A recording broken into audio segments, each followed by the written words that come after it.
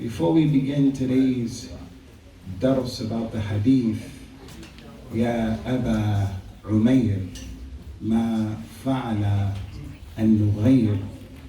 Let me just first begin by saying, you Shabab, I have a lot of love for you guys. And I think you know I have a lot of love for you. But you disappoint me a lot. You disappoint me a lot. And I think it's because this is the nature of the time that we're living in. This is the time of fitna, 2022. The Prophet ﷺ said to Abu Bakr and Umar and Uthman and Ali and Kash and Bilal and the rest of the companions, Ridwanullah alayhim, إنه لا يأتي عليكم زمان إنه الذي بعضه شر منه حتى تلقوا ربكم. Every year that comes, it's going to get worse and worse and worse and worse and worse until Yom Al-Qiyamah. And right before Yom Al-Qiyamah, on the face of the earth, you won't find any human being saying Allah, Allah. You won't find a single Muslim, not kuffar. He won't know an ayat of the Quran. He won't know Qul Huwallahu Ahad. He won't know Bismillah Ar-Rahman Ar-Rahim. He won't know Qaf, Sad, none of that. So I can't be pessimistic. I can't be negative. I have children, and I look at my kids. I keep telling one of them, eat with your right hand. Eat with your right hand. Eat with your right hand. Eat with your right hand. When it's time to go to Fajr, they lollygag, they take their time. But when I lived in Liverpool, that guy Sadio Mane used to give me tickets. I tell my kids, we're gonna go see the game. They ready. But when it comes to let's go to Fajr on time, this one, he's still asleep. This one over here, he's out. So I have my own children, so I understand. But I have to say this, and you guys, I gotta tell you, I love you guys. When I was growing up, my dad didn't always tell me that he loved me. And I didn't like him when I was young. Only when I became a Muslim, I started liking him. But when I was growing up, he never brought me in and said, I love you, son. You did a good job, son. He was rough, tough. But I love you guys. And I think you guys know that. If you had any problems in school, a bully, a teacher, head teacher, I'm gonna come in that school. I'm gonna deal with that. With hikmah, with Islam. I'm gonna defend you. But you guys, you disappoint me all the time. For an example, this is the Baytullah. This is the masjid. Why do we have to keep telling you every day, every week, over? It's not your house. This is Allah's house. You're supposed to have adab. Are you people kuffar? You kuffar? Tell me if you're kuffar, it's a different story. You kuffar eat pork, drink khamr, smoke weed, all that? Are you kuffar? This is Allah's house. And as a Muslim, I have to know that Allah sees and Allah hears, and I gotta respect the masjid. And then we have guests who come here. They've never been here before. They come because they're new in the city. They come because they heard. They want to listen. And then they look around and they say, I'm never coming to this masjid again. Why? Look at their youngsters. Look at them, kuffar. They act like kuffar. Now I know you're not kuffar. And I know you kids are good kids. I know that. It's just the shaitan al-rajim. Everybody say, A'udhu billahi minash shaitan al-rajim. A'udhu billahi minash shaitan al-rajim. Shaitan is a big problem, guys.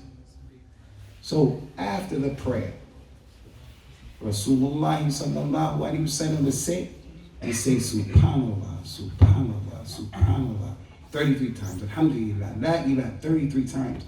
And when you make those dhikr, Yom Al-Qiyamah, you're going to get all these rewards. But instead of doing that, we start talking here and there and there. Now I could see if someone, after the salat, he went in the corner and said, hey, come here. There's a friend of mine, his mother is in the hospital. We got to come up with some money. I could see that. But none of you are talking about that. The other day when my kids were here, my son Ibrahim. You remember my son Ibrahim? Yeah. Ibrahim is my Habib. That's Habibi. Qurratu Aynayya. Ibrahim. I was sitting there and Ibrahim was back there having a meeting with the United Nations. You and you and you and you. He was over, I was just watching. So I got up and he was watching. I got his phone. I took his phone. He had Snapchat on. Kalam Farid, my son, in the masjid. Now I could have easily said it's hammer time. You know hammer time, right? You guys know hammer time, right? I could have made it hammer time, but I'm not gonna do that. I have to be gentle. I have to be easy. Now, if my boy Ibrahim came and said, I be LBGT, hammer time. It's hammer time. But for something like that, I had to teach him, I had to talk, I had to educate him. That's my son. So you guys disappoint me, man. We shouldn't have to keep telling you over and over again. You guys are good kids. I don't see a single kid from amongst you who's a bad kid. My man, Musaddid, he's the Amir. Musaddid is my main man right there. Although he's little and everything like that, I'll make him the Amir over you guys because he's always under the radar. Now I tell you every week, Friday, take it easy. We have etiquette in the masjid. When you come in, 2 rakat to greet the masjid. It's not any simple place. You a Sikh? There's a Sikh temple over there. Hindu temple over there. This is a masjid there. Don't come over here gathering around, lollygagging around. Make wudu and come and make 2 rakat to the masjid for Allah. Sit in the first row on the right for the people. And then after the salah, just sit there and relax. You see this guy right there with the Mo Salah haircut right there? My brother right there. Open up, open up, open up right there. This is from my favorite students right here. Why? Always under the radar. Always good adab. Always want to learn. Always participating. You guys have to do a better job. There's a verse of the Quran that said, فَذَكِّرْ فَإِنَّ الذِّكْرَ تَنْفَعِ الْمُؤْمِنِينَ. Remind them because the remembrance will benefit. We forget. All of us forget. Wallahi. All of us forget. My wife told me the other day, I was in Birmingham. She said to me the night before, oh, Abu, Big Papa, we have to go to the Asda tomorrow. We have to go and do shopping, this and that. I said, okay, little mama, don't worry about it. The next day, I totally forgot about it. I said, I never told you I was going shopping. My daughter said, yes, you did. I totally forgot. Because Bani Adam forgets. So I understand you guys forget.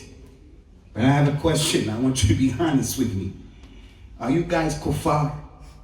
No. Sikhs, Sikhs, Hindus, Christians? We're Muslims. So you brothers over here, come over, come on, come close. Come on over here. The etiquette of the masjid, guys. You guys have to be better than that. Come on, all of you, come on, shift. Come on, hurry up. I have some things to share with you, inshallah.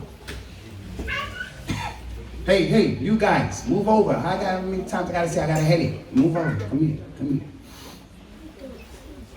So, we're gonna do, inshallah, a very important dars today. And I want you to remember this dars. I want you guys to remember this dars. It's the hadith of Abu Umayr. Abu Umayr. Now I have some students in this audience who, if I were to ask them, what do you think, Hadith Abu Umayr? You know what I'm talking about?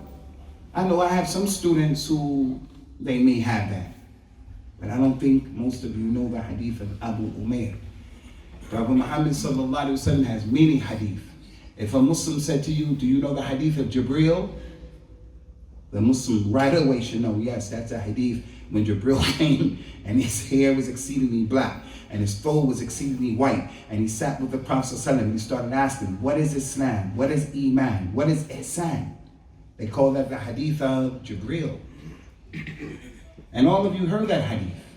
So if I said, Muhammad, you know the hadith of Jibreel? He says, hadith of Jibreel, well, what is that? Just think about it. There's another hadith called the hadith of the Asir. The hadith of the Asir. If I say the dalil for that is the hadith of the Asir, the Muslim should know automatically. So there are many hadith like that. Today, we're going to deal with the hadith of Abu Umayr. I had a chest cold. I went and I got checked for corona. Alhamdulillah, I ain't got no corona. So as I cough, don't be scared. I don't have corona. All right? I don't have corona. But my head is morphing. Boom, boom, boom. So if you start talking when I'm talking and my head is morphing, you're going to have a problem. I'm telling you this, ibtidai, right out the gate. The hadith of Abu Umayr. One more time. I love you guys. Allah is my witness. Prophet Muhammad sallallahu alaihi wasallam was sitting with a man, a companion, and another man walked by. The other companion said, Ya Rasulullah, you see that man walking by? He said, yeah. He said, Wallahi, I love him for Allah's sake. Rasulullah told him, did you ever tell him that? I said, no. He said, you should tell him that, let him know, so that you could be closer together. So it's not LBGT to tell another man you love him or to cry. It's not LBGT. That's our deen. So I want you guys to know, it's my students, I love you. But at the same time, I'll open up a can of it on you. Don't be a fitna for me. I got a headache right now. The hadith of Abu Umayr. Umayr, linguistically, for you guys, is the little Umar. The little Umar. Umar, Umayr. They call it Ismu Tasghir. I just want to test you. I just want to test you right now. It's not really big. I just want to test you. So Umar, the little Umar is Umayr. The Arabic word for a man, Rajul. The little man, Rujail. The guy's name is Hamd. The little Hamd, Humayd. His name is Abd. The little Abd, Ubayd. Ubayd. So I want to ask you, the Jebel in Arabic, Jebel is a mountain. Don't look around, you know I'm talking to you. The small Jebel, Ubayd, Umayr. What's the small Jebel? Good job, good job. That's why I love you more, because you've always been a good student, Jubayl. And that goes to show the importance of the Arabic language. But inshallah, we deal with that another time. Now listen very carefully. One of the great companions of Islam, his name is Anas ibn Malik.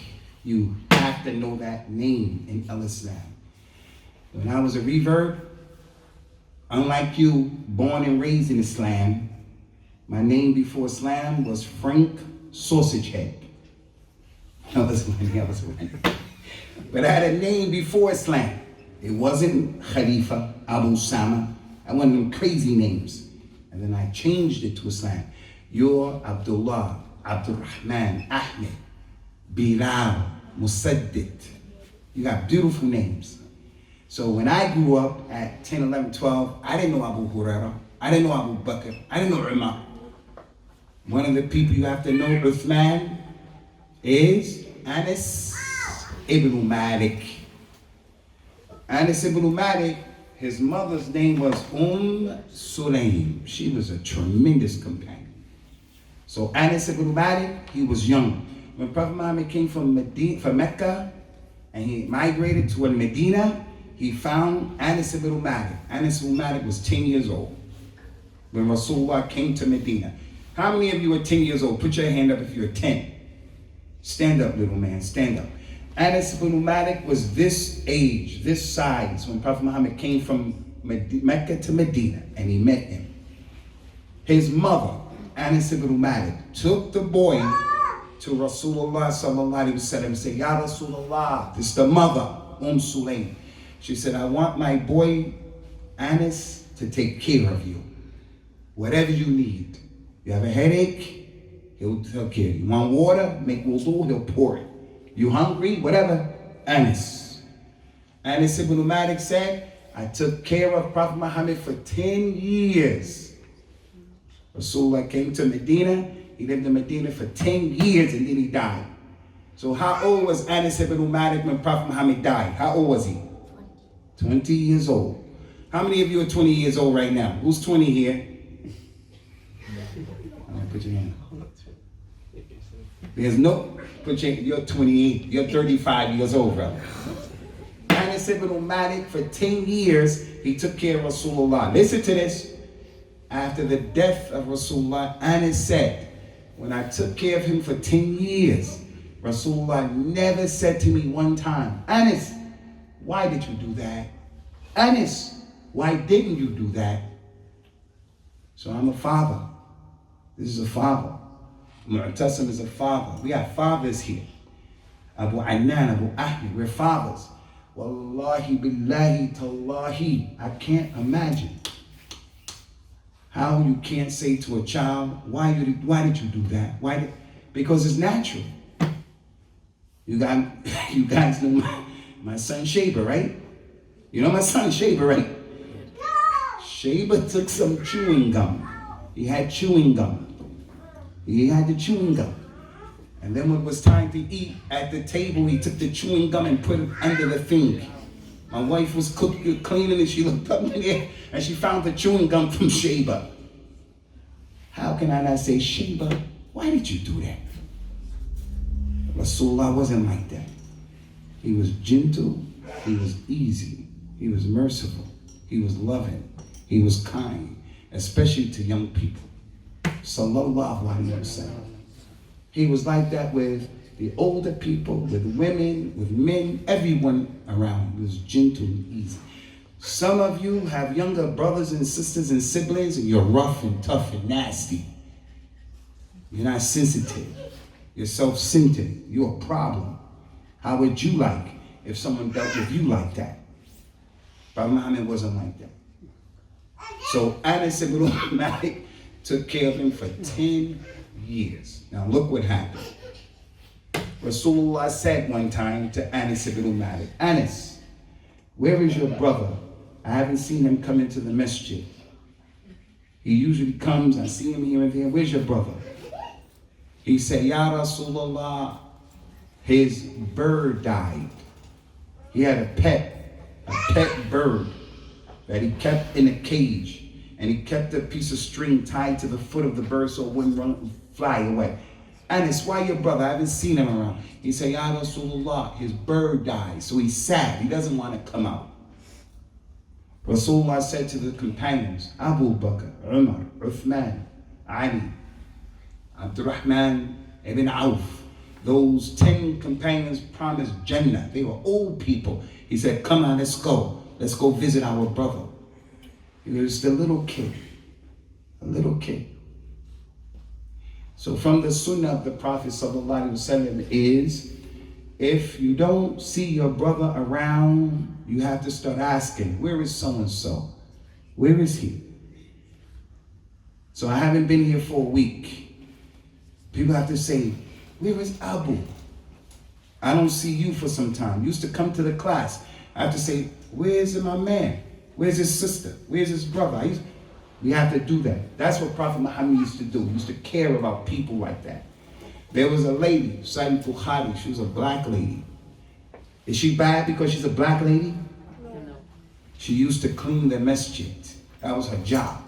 Rasulullah used to see her cleaning the masjid, and she disappeared. He said, where is that lady that used to clean the masjid? They say, Ya Rasulullah, she died yesterday. She died yesterday. And we prayed janazah over her and buried her. Rasulullah said to all the people, let's go. Everybody, let's go. And they all went with him, and then they prayed again over her. So it goes to show, Prophet Muhammad, if you were a little kid, if you were a black person, if you were a woman, if you were a slave, if you were this, that, his sunnah and his religion is, how are you? Where are you? What's going on? And that's why you guys have to get more serious when it's time to pray. So we prayed just now, Salat al-Isha. You stood next to 2 people on your right, on your left. Instead of goofing off, you have to pay attention. Who is this next to me? So that if he goes missing in the masjid, you say after 2, 3, 4, 5 days a week, where is that guy I prayed next to last Friday? But the way we are is just messing around. around. There's a time to play around. When we go up there to that basketball court, time to play around. In front of the masjid, playing soccer, time to play around. Time for salah, not the time for playing around. Anyway, Anas, where's your brother at? Ya Rasulullah, his bird died. Come on, you elders, come on. So just imagine this. Just imagine this. Musaddid, come here, little man. Hurry, man, we ain't got time for you, Musaddid. Lollygagging around. You look nice in your throat, mashallah. Look how little Musaddid is. He's one of the youngest ones from amongst us. Can you imagine if I didn't see Musaddid around for a few days and then I started saying, hey, Sheikh Abu Ahmed, Abdurrahman, Sheikh Abu Adnan. I started asking the elders, come on, let's go see Musaddid. And we go to his house and we knock on his door. Hey, where's Musaddid? How do you think it's going to make Musaddid feel when he sees 9, 10 people came in from the elders saying, Musaddid, you okay, little homie? It's going to make him feel nice. Am I correct? Go sit down, Musaddid. Good job. So you have to imagine that. Prophet Muhammad came into the house and he said to the little boy, Ya Aba Umayr, ma fa'ala al-nughayr. He said to Musaddid, hey little boy, and he called him Abu Umayr. I'm Abu who? Abu Usamah. That means my eldest son, his name is Usamah. But I have sons other than him. I have daughters other than him. But that's my eldest son, Usamah. So the eldest child, the son, he's different. I always tell my sons and daughters, you have to respect your senior brother. Never give him lip. Never disrespect him. And your eldest senior sister, you have to respect her. My boy Usamah has a sister who's older than him. But in terms of my house, Usamah has more responsibility. So I'm Abu Usamah. Abu, the father of Usamah. Prophet Muhammad said to this little boy, Ya Aba Umayr, oh father of Umayr, what did the bird do? So my question to you is, that little boy, was he married? No. That little boy, did he have any children? No. So the question is, why would the Prophet call him the father of Umayr and didn't have any children? I'm explaining that to you. Once again, he said to that boy, oh, Abu Umayr, what did the Nughayr do? The Nughayr is the little bird. It's a little sparrow. So the Prophet said that to him to play around, to joke around with him, like a nursery rhyme. You guys know the nursery rhyme? He was just playing with him, which goes to show Prophet Muhammad had a good sense of humor. I want to tell every father here, my dad, when I was young, when he would come in the house, me and my sisters, my brother, we would be playing. As soon as we heard his key in it, we would just stop. And we were scared and nervous. I want to tell every father here, don't be like that. What's wrong with you? What's wrong with you? Rasulullah was a gentleman. فَبِمَا رَحْمَةٍ مِّنَ اللَّهِ لَنْتَ لَهُمْ وَلَوْ كُنْتَ فَظًّا غَلِيظَ الْقَلْبِ لَانْفَضُّوا مِنْ حَوْلِكَ. Be easy with them, Muhammad. If you were rough and tough, these kids would have run away. Your companions would have run away. Kuffar would have run away. You got to be easy and gentle. Now, I know that some of you had the same experience as me growing up with your dad. So if you had that same experience, how do you come now and we're like that with our children? You hear that little girl making noise? You hear her, right? Would it be okay for me to say, hey, girl, and then I go out there and I slap her? No. How many of you want me to do that? How many want me? How many of you don't want me to do that? Yes, don't do that. It's not okay. Prophet Muhammad would pray. Sallallahu alaihi wasallam. And while he's praying, he would hear a baby crying. And he wants to read longer, but he shortens the prayer because he didn't want the baby to disturb the mother. If the baby is crying, the mother wants to finish the prayer. That's our religion. Gentle. Easy. So he said, Abu Umair, what did the bird do? Playing around. And when the little boy saw that, he started smiling and he felt good about himself. He felt good about life. This hadith, guys, it has a lot of benefit in it. And that's why I wanted to bring it to your attention. From the benefits of this hadith is that the hadith goes to show our Nabi, our Rasul, he was a gentleman. He was easy and soft. He was kind. He didn't blow people up on airplanes. He didn't blow kuffar up for what they did to the Muslims, killing innocent people. ISIS and all those crazy people. Prophet Muhammad wasn't like that. Don't get it twisted. Rasulullah, if he had to deal with you, he would deal with you. But he didn't do those crazy things. Rasulullah was gentle and easy. He used to give people chances. So he came to the little boy and he made that nursery rhyme. And he took all of those companions and said, let's go. So from this hadith, from the benefits of this hadith, is that we always have to care about each other. Not just your son. I'm Pakistani, I only worry about Pakistanis. I'm from Africa, I only worry about the Africans. Any Muslim, and he's in our masjid, and I know him, I have to make him feel welcome. He got sick, he needs money, he's not around, I have to ask him about that. All the time.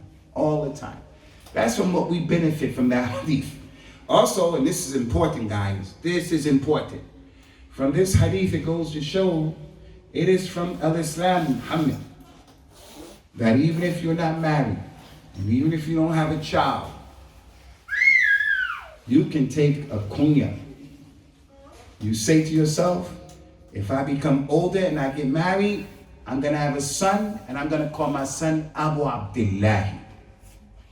I'm going to call my son Abu Hamza. There's a name that you like your grandfather. Your grandfather. Who said it? What's your grandfather's name? Muhammad? Huh? Sadiq. Raise your voice, son. Sadiq. So, he has a grandfather. There's a companion. He likes the name Sulaiman. He says, if I grow up, I'm going to be Abu Sulaiman. Pay attention to this. Why did the boy call him Abu Umair? Oh, father of Umair. He was okay. Because in this religion, listen to this. Prophet Muhammad said, Kullukum mas'ul. Kullukum ra'in. Wa kullukum mas'ul an ra'iyati. All of you have a responsibility. And all of you will be asked about your responsibility. So although you may be the youngest in your house, you're not working, you just have to go to school, whatever, you still have a mas'uliyah. Don't be a bum. You can't make up your bed.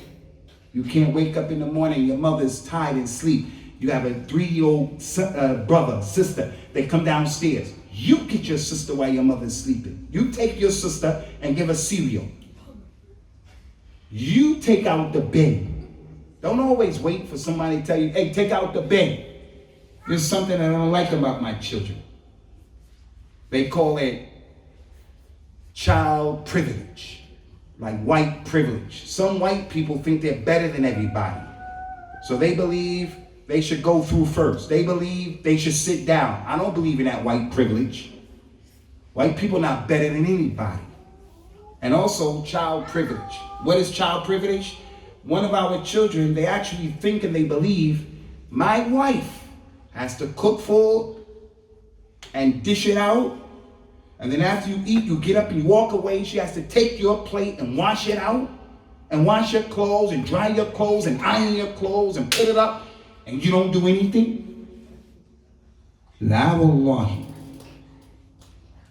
Can't be a bum. You guys have to help the situation. How do you help? You help the situation while your mother's cooking or cleaning. You go in the kitchen, say, Ummi, let me help you. Let me take the plates out. After everybody eats, you take your plates off of the table and you wash the plates. The girl, she's downstairs right now in the masjid. She's only 13. She's only 12. She says, Ummi, I'm going to go and clean the bathroom. Akramakumullah. Somebody bring that baby over here. Hey, little sister. Hey, little sister. You better get yourself together over there. So listen, guys. Rasulullah called that boy Abu Umayr, the father of Umayr. To make the Muslim kid feel, I have some responsibility. I'm not a bum. So what's your responsibility? In the masjid, you see other friends of yours talking. You have to go and say, hey guys, shh. It's not just helping your mother, helping your father, helping your little brother, little sister. It's about getting in where you fit in. So listen, I had a lot more things I wanted to talk to you guys about, but my train is coming. I gotta go and I gotta get on the train. So I'm gonna get out of here. Next Friday, inshallah, you Shabbat, I wanna mention this again. I got love for you guys. I love all of you. And I'm not mutaraddid, mutahaffid. I'm not afraid to tell you that. I ain't got no sugar in my tank, no LGBT. I'm a man. But in Islam, no problem. Prophet Muhammad used to cry when he used to pray. Sallallahu alaihi wasallam. He used to tell people, I love you. They would tell him back, I love you. No problem. I love you guys. But you guys have to do a better job with coming to this masjid and us seeing that we're learning. We can't stay stuck on stupid. Stuck on stupid. What does that mean? We came here 6 months ago, and some of us is doing the same thing today that we used to do 6 months ago. No respect. It's Allah's house. It's time for salah. All right, guys, we're gonna open up. We're gonna open up the door, inshallah, for questions for 10 minutes. But before we do that, one of our new revert sisters, reverts. Do you know what a revert is? What? She fell off the building, what? What, brother? Fell off the building, what? A revert is a person who came back to Islam. We have revert brothers and sisters, guys. They are looking at us. They have children who are here. And they're looking to see how the Muslims are.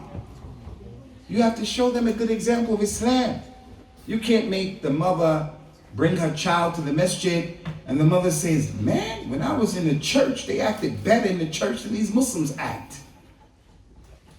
You have to be better than that. So we have some revert people. You know that white man? His name is John. He used to say here all the time, that old man, he has to be 70, 75. You know what I'm talking about? You know what I'm talking about? Brothers are bringing John here. I haven't seen him in a long time. Well, let's do Eddie. What happened to John? We have to practice this hadith with John. John, where you been? And wallahi, listen to this. Wallahi, we'll give a class about the 5 major prophets and messengers. Are you serious? What happened to your fingers on that finger? What happened to your fingers? Huh? You want me to break the other ones? Brother, who are the 5 major Rasul in Islam? The 5 major ones. Bit-Tartib. Nuh. Ibrahim. Musa. Isa. Muhammad. The 5 major messages. Nuh. Ibrahim. Musa. Isa. Muhammad. The first one, who is he? Second one. Third one. Fourth one. 5th one. Nuh, Ibrahim, Musa, Isa, Muhammad. You give them to me. Nuh, Ibrahim, Musa, Isa, Muhammad. Good job, brother. You my man, give them to me. Don't be scared. Yeah, the word hear your voice. Good job. Ahi. Right there. Yes. Who are they? Nuh, Ibrahim, Musa, Isa, and Muhammad. Good job. You're the younger one, but I was looking at him. I know I'm cross-eyed sometimes, but good job. The old Sheikh John would sit here, and we would say those 5 names, And we would go through all the people, and I say, John, who are the 5 major prophets? He says, I don't know. I just leave him. Why do I just leave him? Because he's a Muslim, and we're happy that he's here. We're not going to make it tough on him. We're happy that he's here. We're happy that at this age and at this stage of the game, that man is saying, La ilaha illallah. As for you younger guys, no, we're going to put some fire under you a little bit. Because I want you to be better than that. So, in regards to this, we want you to be better today than what you were yesterday. Now, we have to stop this stuff about all this talking in the masjid like this. So, for the revert sister, she wants to know, is it permissible for the Muslim lady to come to the masjid at that special time during the month? Some of the scholars of Islam said, no, it's not permissible, and they have their proofs. But some of the scholars of Islam said it's permissible, and this is my position that it is permissible. And it's permissible because our mother described Rasulullah and said, Kana Rasulullah sallallahu alayhi wa sallam yafkurullah ala kulli ahyanihi. He used to remember Allah in all of his situations. So whether you have wudu, you don't have wudu, it's that time of the month, not time of the month, morning, daytime, you always have to make the dhikr of Allah, going to the bathroom, coming out of the bathroom, you always make the dhikr. Second thing, Rasulullah was in the masjid making i'tikaf, where you stay in the masjid in Ramadan. So he was in the masjid. He said, Aisha, bring me a comb. I want to comb my hair. She said, it's that time of the month, Rasulullah. I don't want to come in the masjid. He said, is that thing in your hand? Just bring me the comb. And she brought him the comb in the masjid. Sallallahu alayhi wa sallam. Also, our mother Aisha was performing the Hajj. How many of you Shabab perform Hajj? How many of you? No, you're not from the Shabab. How many of you youngsters perform Hajj? How many of you made Umrah? Allah, Allah, Allah, Allah. Allah, Allah, Allah. Rasulullah was performing Hajj. And he came and he saw Aisha crying. She said, what are you crying for? She said, because it's that time of the month for me. Rasulullah said, don't cry. That's the sunnah of Allah in Adam's daughters. He said to her, do everything that the pilgrim does, but don't make tawaf. Isna'i kullama yasna'u al-hajj illa la tatufi bil bayt. Do everything. A person who's making hajj, do everything that they do. Give sadaqah, read the Quran, make a dhikr, call your mother, call your father, sit in the masjid, do anything and everything, but don't go around the Kaaba. Don't make salah, don't make tawaf. So it's permissible for her to come to the masjid, inshallah, Azza wa Jalla, provided that she doesn't get any najasa in or on the masjid's carpet, and that's not going to happen. But there are some scholars who take the other position, and we respect that. And that's why it's important for every sister here, revert. You have to keep coming, you have to keep learning, because you may be like I was at one time. What do you mean there's two opinions? They said yes, they said no. And I'm a new Muslim, and here what do you mean, what do you mean? Hey, I need to relax. I need to relax. I'm a brand spanking new Muslim. Why do I come across like, you gotta explain it to me? You don't know, you're gonna know. So when you don't understand things, as-sabr, take it easy. Okay guys, we're gonna stop here, inshallah. Anybody else have any questions? Can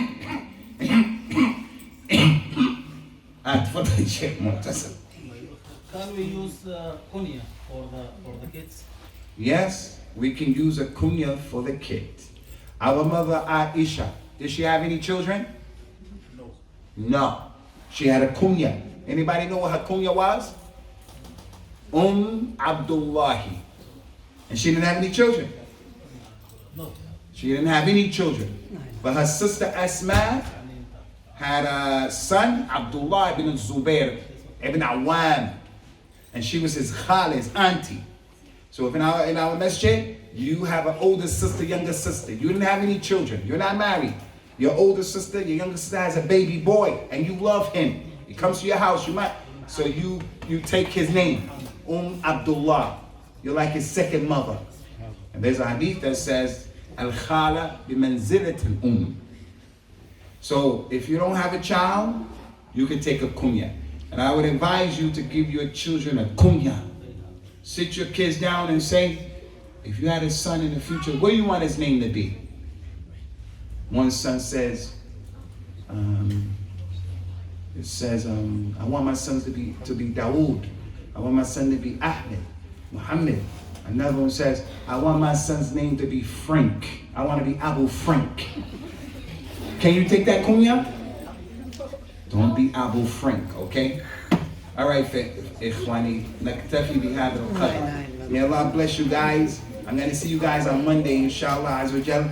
When you start eating this grub, don't mess up the masjid and have edit. Subhanakallahumma wa bihamdika wa ashhadu an la ilaha illa anta astaghfiruka wa atubu ilayk. Assalamu alaikum. غرباء غرباء غرباء غرباء غرباء